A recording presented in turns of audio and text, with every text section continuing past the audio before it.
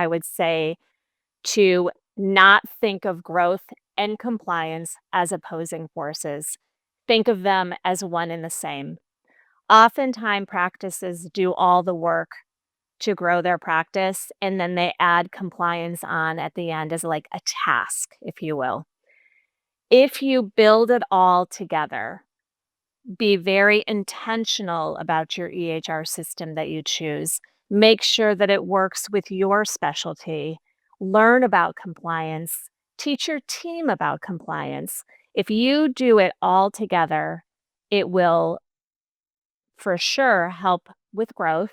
It will create a team feeling and you will have success. Oftentimes, practices don't think of compliance until they have a deadline or something comes from CMS. And then they say, oh, we never really thought about that. Build it in together. Think of them as the same as opposed to different things. Hello, hello, hello, everyone, and welcome back to Scaling Practice Management, where we help practice managers grow smarter, not harder. My name is Jakub Grajcar. I'm head of marketing at Talk AI, where we deliver AI medical front desk agents for medical practices. And my guest today is Jacqueline Waterhouse. Jacqueline is a healthcare client success and compliance consultant with over 25 years of industry experience, specializing in helping practices grow while staying compliant without burning out their teams, which already tells you a lot, watchers and listeners, about what this conversation is going to be about.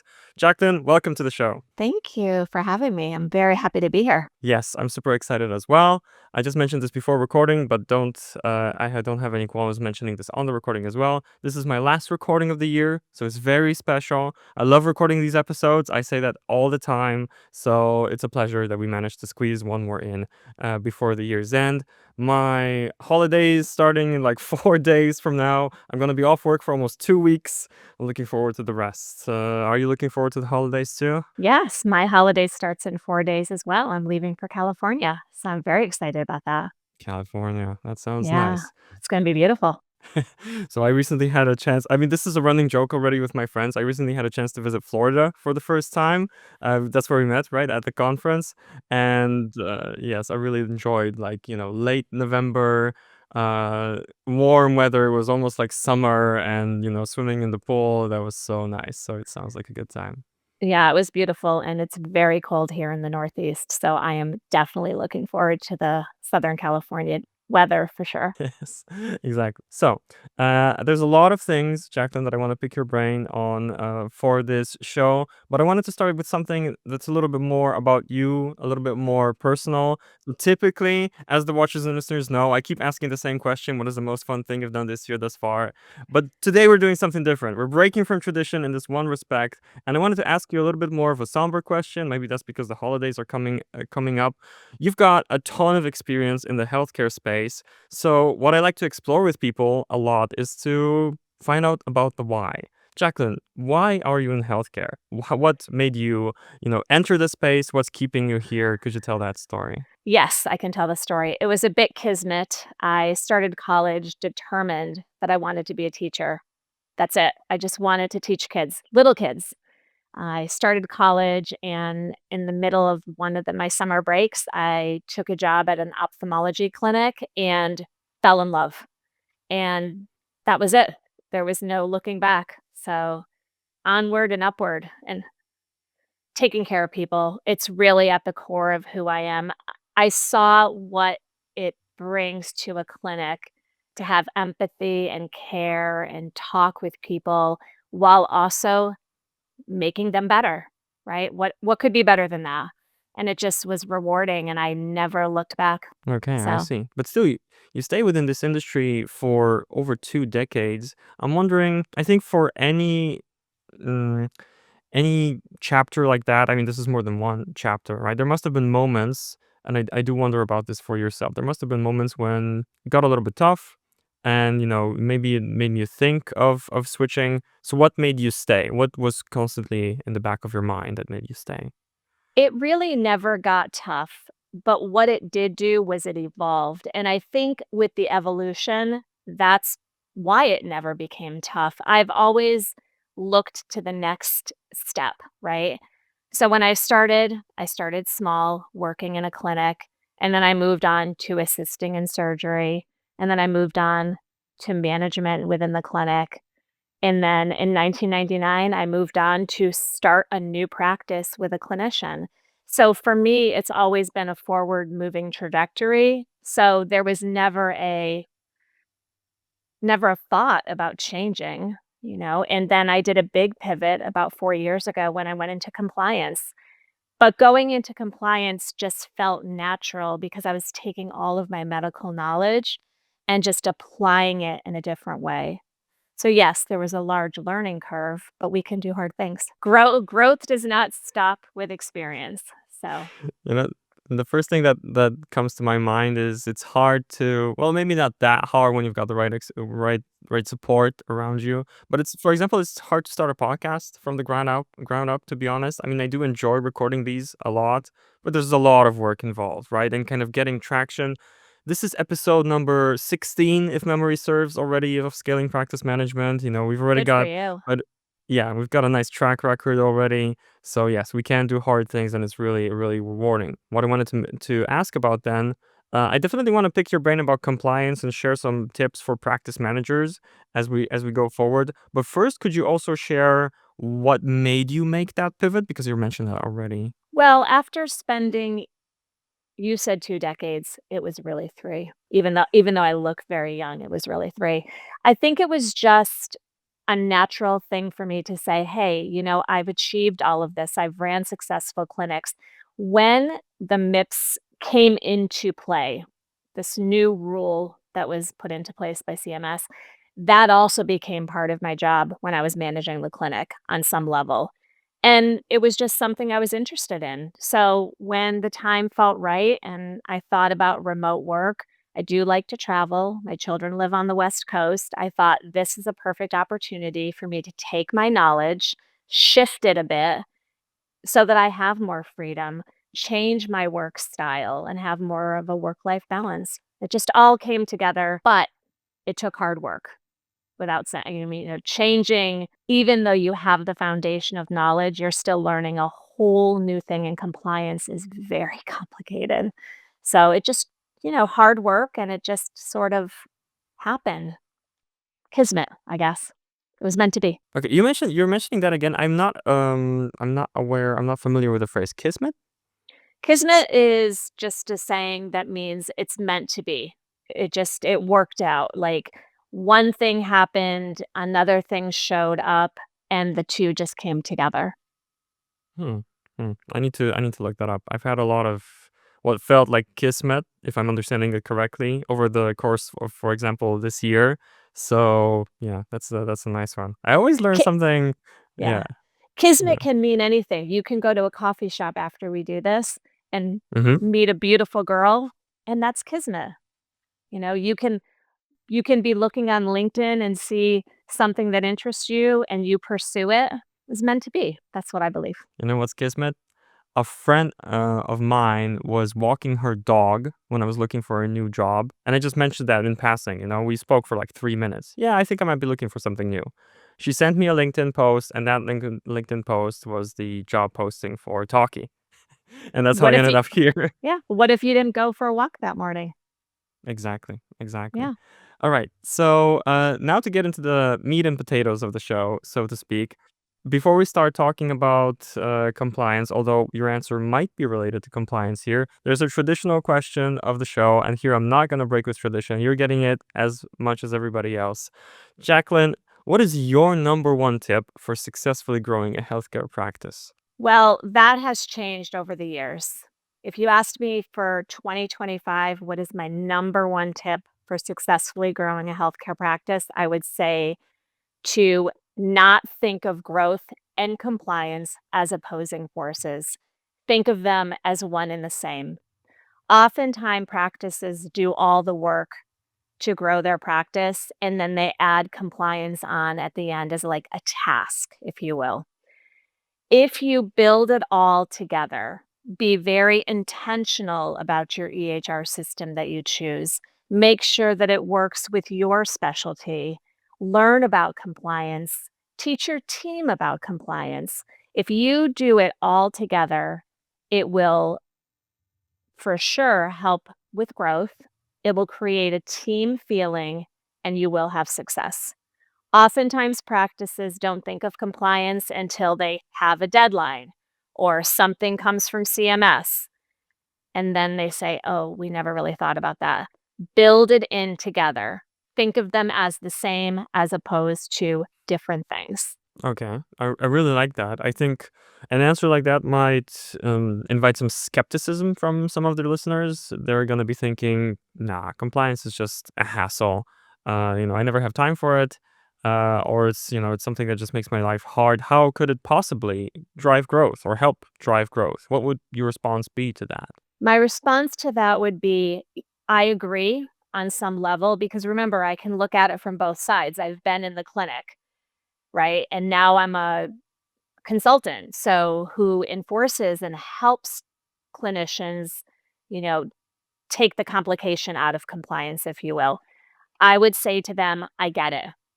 It is a pain. It feels like someone's telling me how to practice medicine, but I would tell them that is not going away. So when things are not gonna go away, we have to embrace them as hard as it is. It's like 2 conflicting truths existing simultaneously.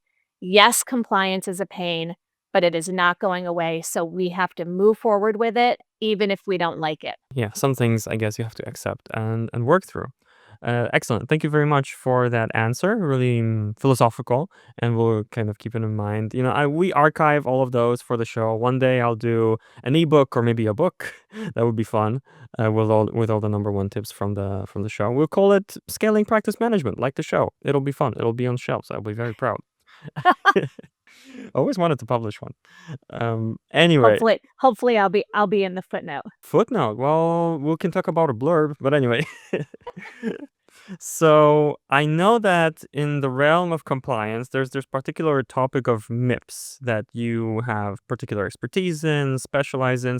And we haven't covered this on the show thus far. Whenever we cover something that hasn't been covered on the show, I like to take it back to the basics. And even though a lot of the watchers and listeners are gonna be aware, some might be listening to this show to learn more about the healthcare space. Even to be honest, I myself am learning a lot about the healthcare space as I run the show. So my first question to you about MIPS would be, as basic as it is, what is it and why is it important? If you could just explain it kind of from the ground up. Sure. And before I start the explanation, I just wanna say that MIPS is a very complex program, and it's very nuanced. It can change from practice to practice based on practice size, practice geography.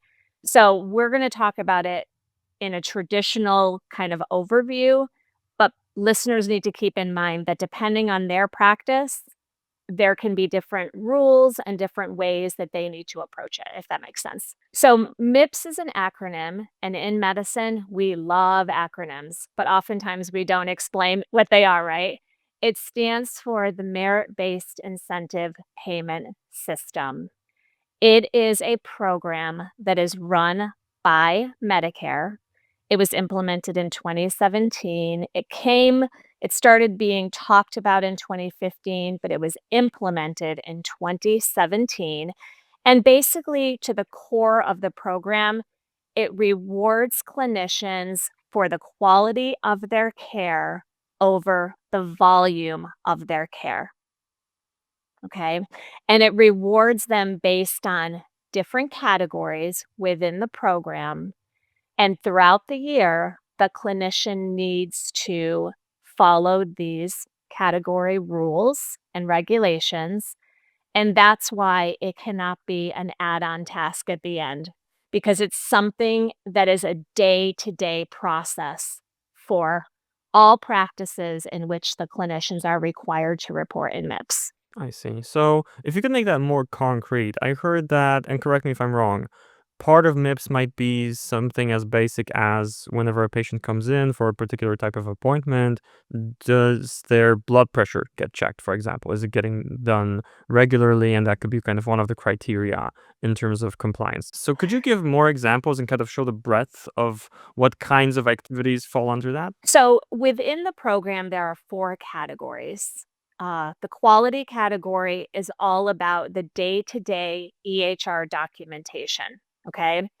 So the quality category is a full year reporting, meaning it affects every single day that you're in the clinic. And depending upon your specialty, there are certain measures and criteria within those measures that the clinician and the staff need to follow to ensure that they score high in that category. So what we do as consultants is we look at the practice, we look at the specialty, we generally try to create less overwhelm by picking some measures that work best for them. We hone in on documentation. We work with all the staff collectively so they feel like a team, so that every single day they know how they need to document. Example, you're an ophthalmology practice, you treat patients with glaucoma, and one of the measures you're reporting on requires you to check their pressure at every visit and document in the impression and plan part of the EHR what is the plan of care. That may be one of the measures we choose to focus on. So we work with the clinician and the practice to teach them how to document that appropriately. Does that make sense? It does, it does. I'm curious about the other 3 categories now, but to stop here for a second, you're saying choose to focus on. So is this a pick your battles kind of thing? Because it seems like I mean, it's what it sounds like, but maybe I'm mistaken. Well, it's not about picking your battles. There are many, many different measures based on specialty that clinicians can work on. But let's say there's 18 measures. Well, within the program, you really only need to submit 6 measures.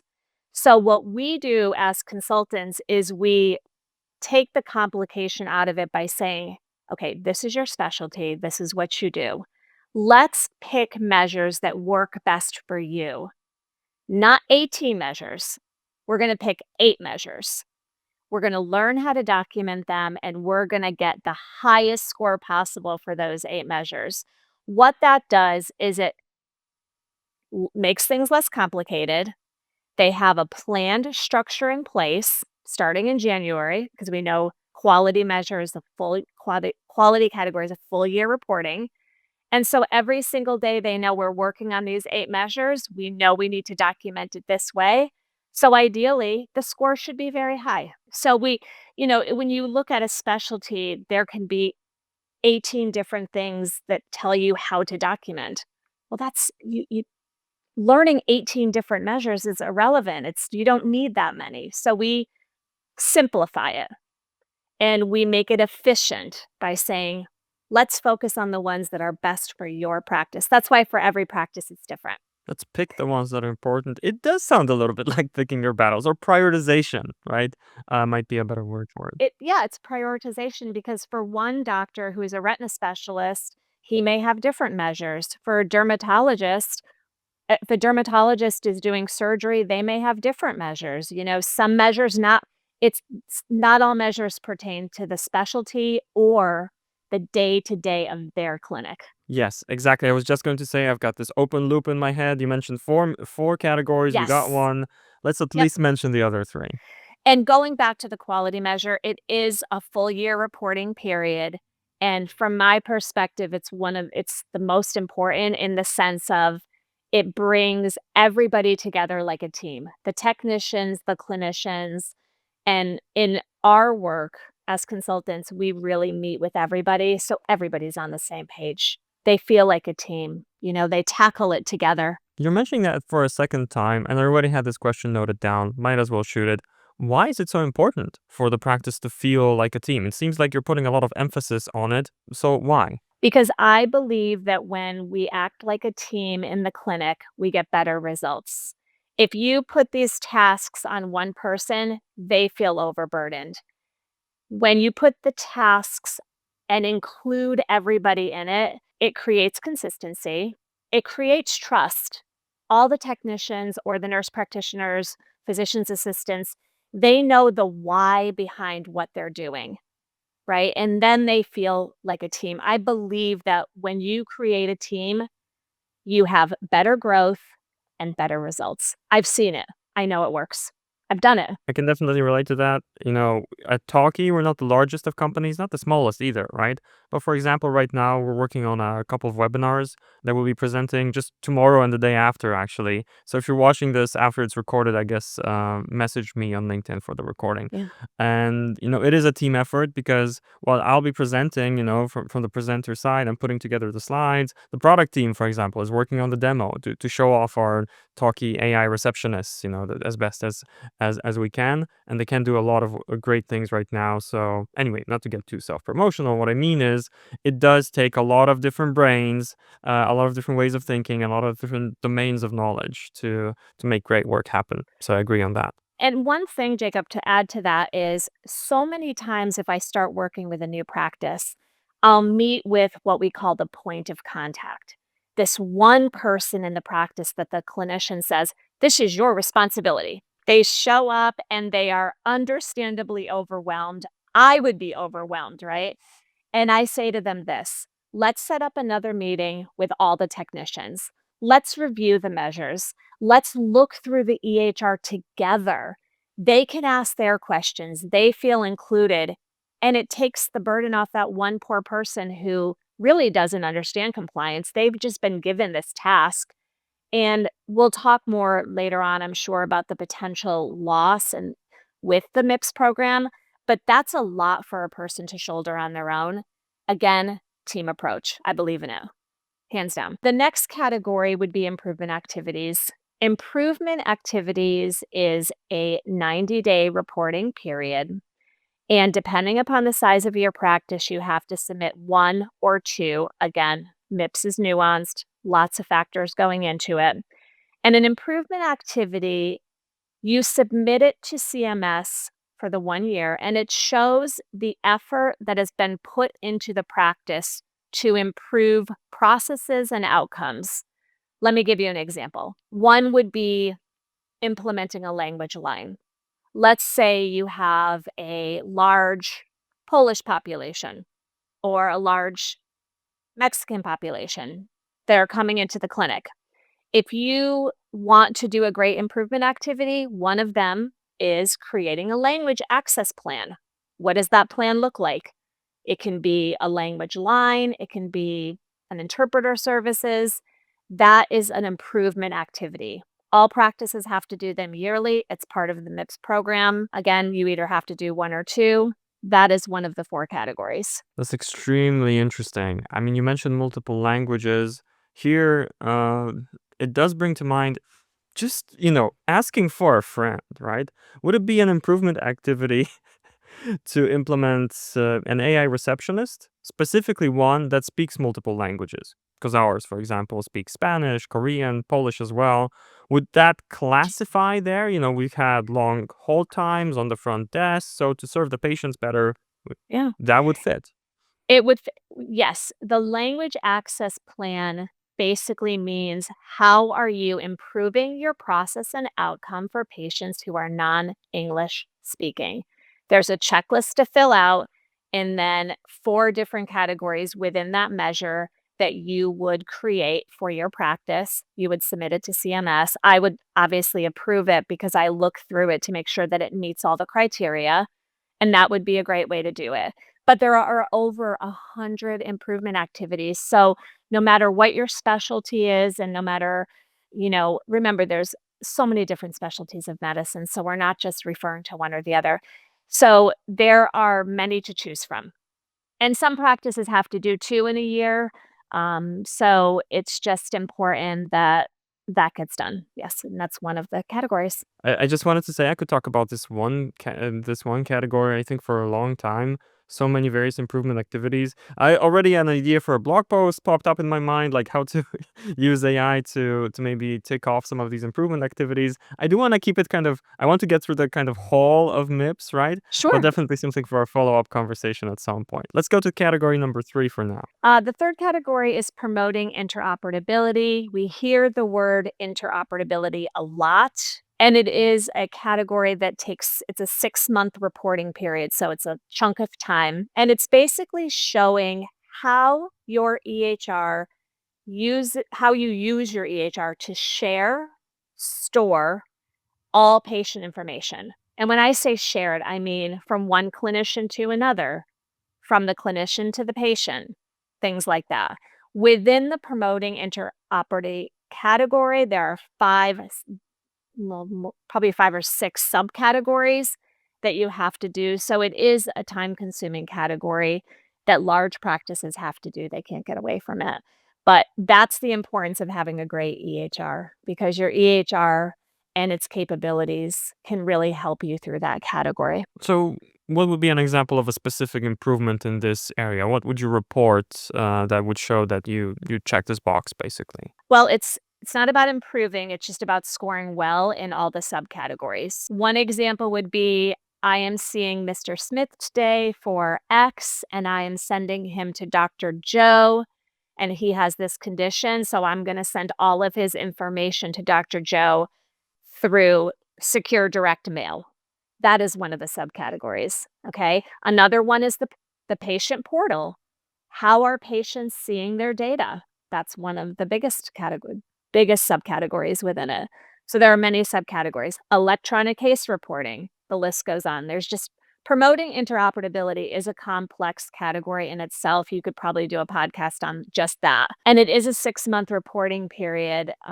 So it is a big chunk of time, and the workflow is, it takes time. And that's why, again, where we come in as consultants, we can help ease that burden by efficiently teaching you how to do it without bogging you down on unnecessary details. Okay, okay, very interesting. Before I decide to potentially dig more here, could you reveal category number 4? Category number 4 is the cost category. That's also a 1-year reporting. That's a tricky category because it's scored in real time. So it's the one category that we can't really monitor the data as we're doing it, if that makes sense, okay? So the cost category is measuring efficiency while delivering care to patients and minimizing resources used. So the cost category, there's over 35 cost measures. Some of them are surgical, some of them are chronic illness. And it's basically saying to the clinicians, example, you're taking care of a diabetic patient, okay? For the 1 year that you're taking care of the patient, it takes all the costs to take care of that patient. And the lower the clinician can make the cost, the higher the clinician scores. Another example, cataract surgery. There are certain medications and certain things that are bundled into what Medicare pays. If you choose to use medications that are not included in that bundled service, your cost to do that surgery is higher, therefore your score is lower. So you're mentioning surgery costs and the costs of treatment. Would the costs of, for example, running the front desk be a factor here as well, or is that out of No, scope? no, the cost category pertains to chronic illness and surgical procedures. Okay, I see. And the whole purpose is to decrease spending when caring for those patients. And the least amount spent by the clinician to do so, the higher the clinician scores. And that can be an area of frustration for the clinician because again, they're thinking, they're telling me what I need to do, but it's just again, we have to accept it. So is that like a kind of cooking metaphor comes to mind here? Is that like I'm a chef at a restaurant and somebody external is telling me how much butter to use so I don't use too much so it's not too big of a cost? Is that a right metaphor for it? It could be more like you're using butter, right? You need 1 stick of butter. You want to use organic, grass-fed, grass-finished butter that costs twice as much as a stick of butter that's just mass-produced. That's the difference, okay? So if you choose to use that expensive butter, your cost for that cake that you're baking is going up. I can understand that. Okay. That's an interesting I've never used it in a cooking metaphor, but it works, you know? Yeah, If feel free to someone I steal that. That if yeah. someone says, "Jacob, you've gotta bake this cake for 10 bucks," and you go to the store, but that 1 stick of butter is 4, you're dead in the water. You're not hitting your $10 limit. That's a good one. That's a good one. Now I can absolutely understand the tension, right? Because I want to use the good butter. I want it to be delicious, but I also understand at scale, maybe I need to think about efficiency, right? And being resourceful. I can see that. You mentioned you're a consultant. I think one thing that consultants have over other types of professions is they get to talk with a variety of different organizations, in your case, practices, clinics, and they get to see the problems at scale, right? Instead of working at one organization in-house where you've got one set of problems and you just keep working and working on them, right?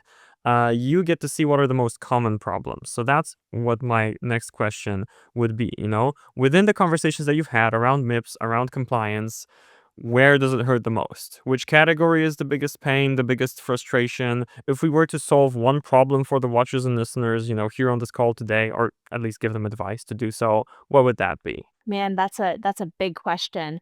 All the categories are hard for the practices because they're all being told what they need to do, and nobody feels like they have time to do it in. That's where we go back to one of your first questions about starting a practice.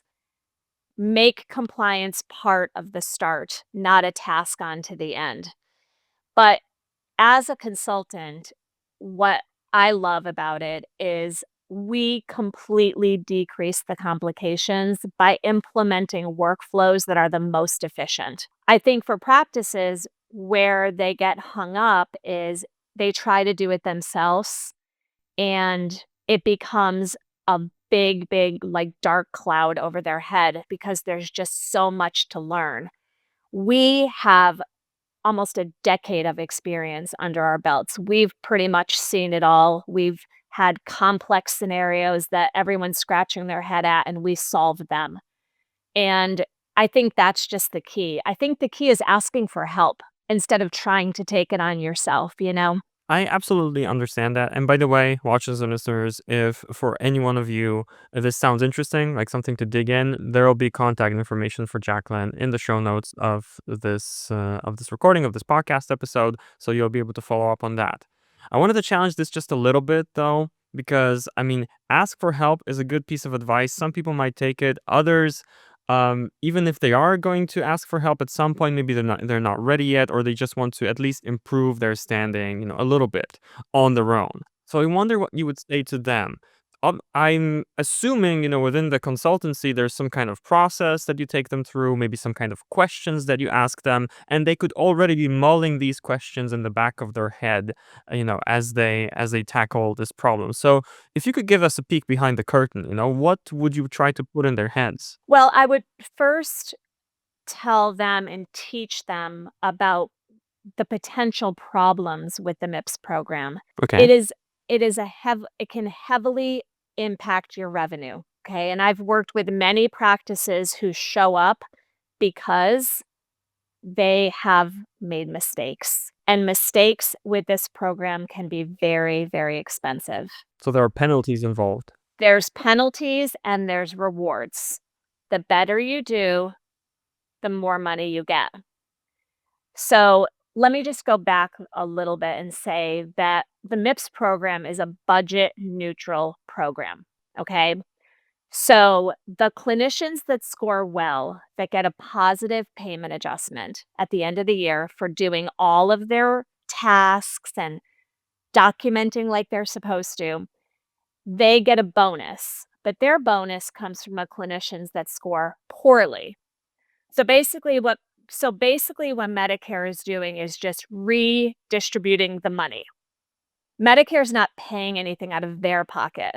The money is coming from the clinicians who try to do it themselves, and unfortunately, mistakes happen.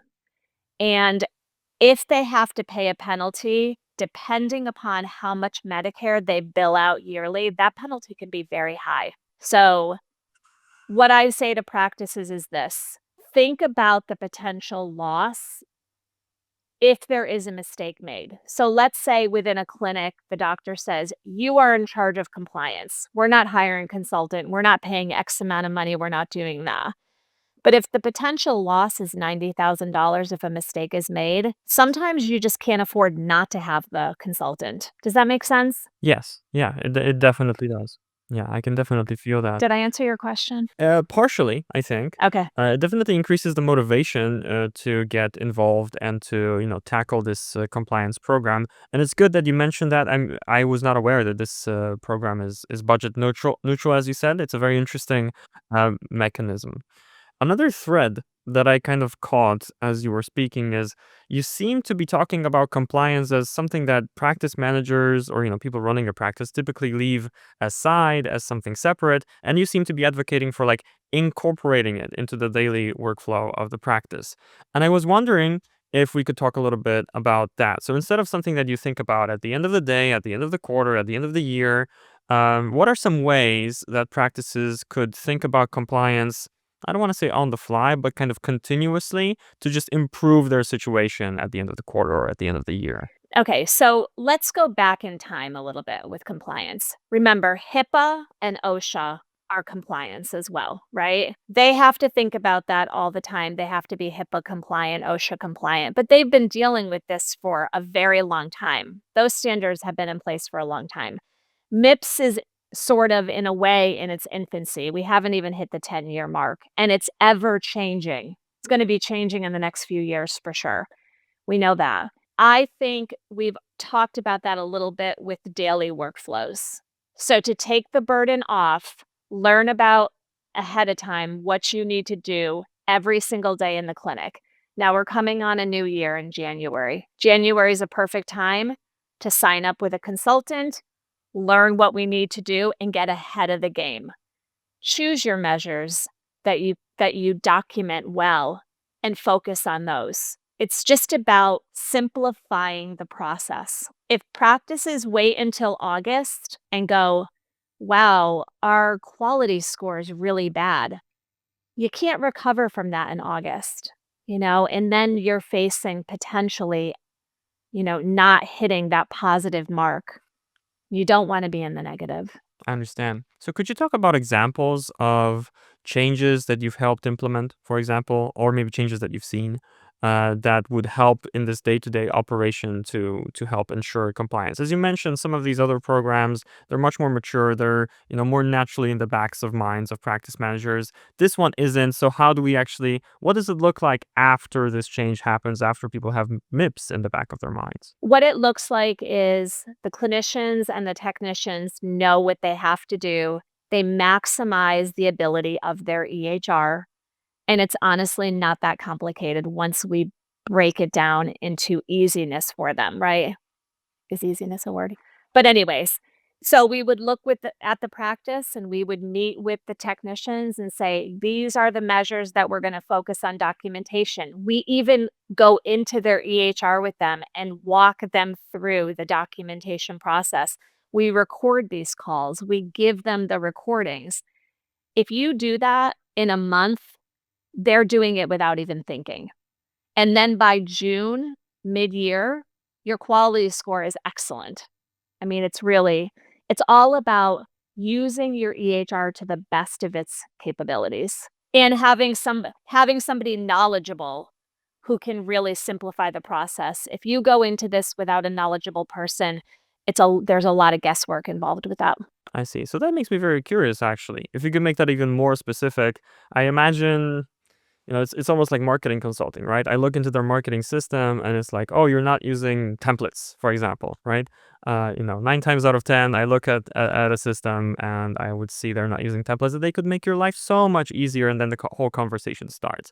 But I don't know what the equivalent would be for EHR conversations. What do you typically see that's just left unused that could make a practice's life so much easier in their EHR? I guess it would just be they can monitor their own quality measures in some of the platforms. They can kind of look at the registry. We teach them about the registry.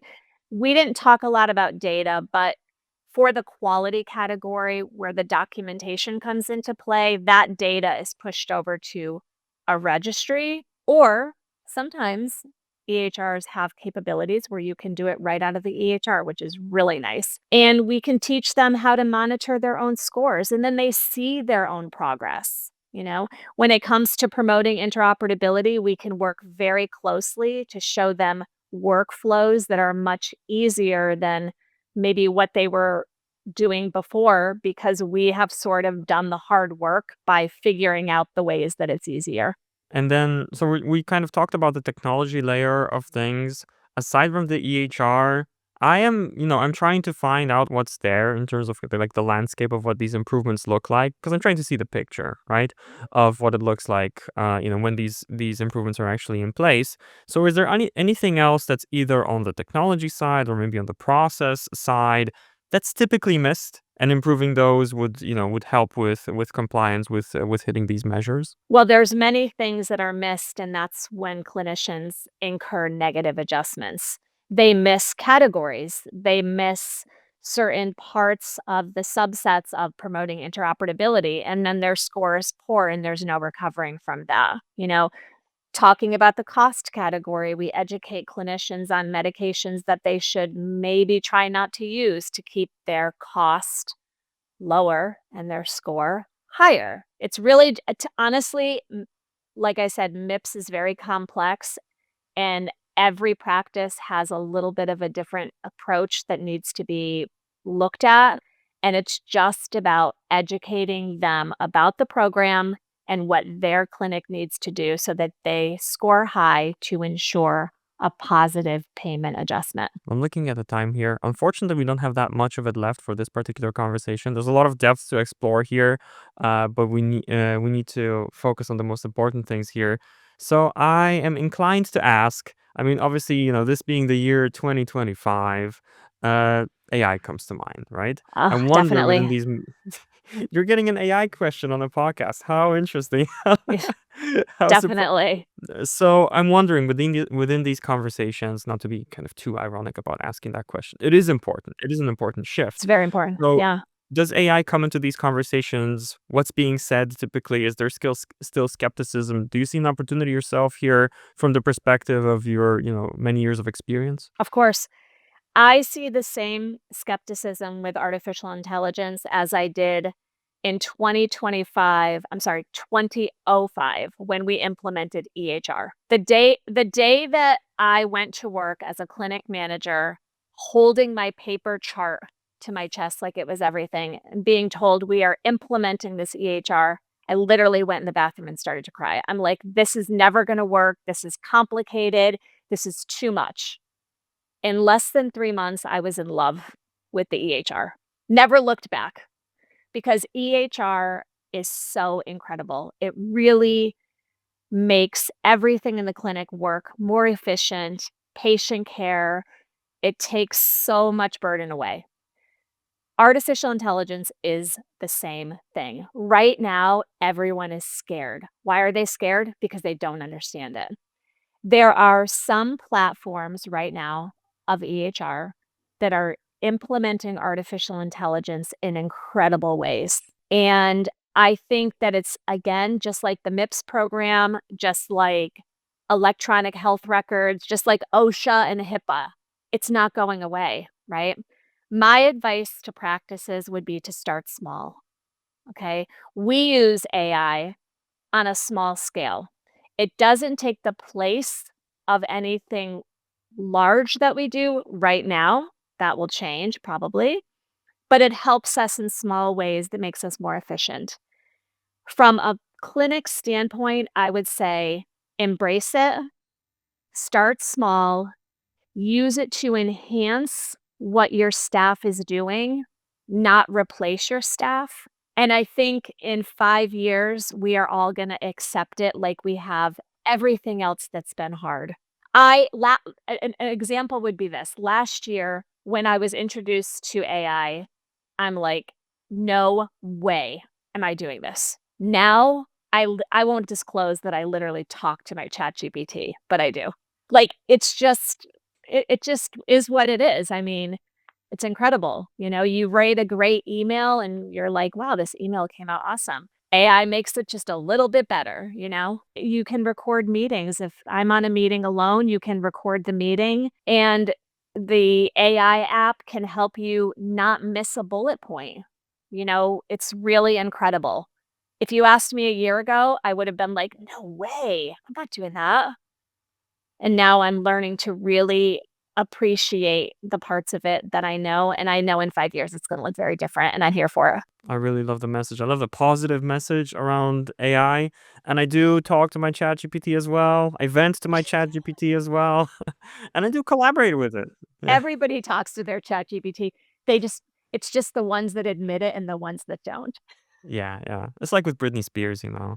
You either say you love her or you're lying.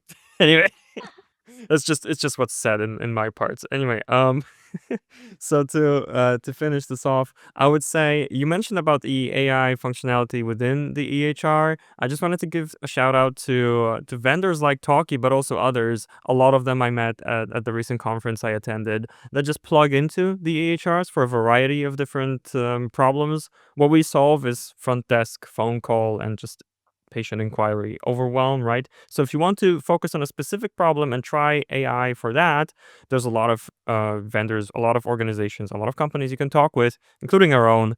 Go to talkie.ai to check that out, and that can be your first step. Is what I would add Excellent, to yeah. that point. Right. So, Jacqueline, unfortunately, we are going to have to tie a bow on this in just a few minutes here. I really enjoyed the conversation, and thank you so Me much too. for coming on the show. Thank you. Yes, me too. Me too.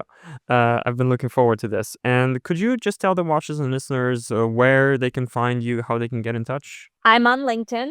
They can reach out to me on LinkedIn and we can connect, talk about compliance, talk about practices. I have a wonderful partner in our division, and together I think we're awesome. So, any question, there's no silly questions. We're here for it and we can help.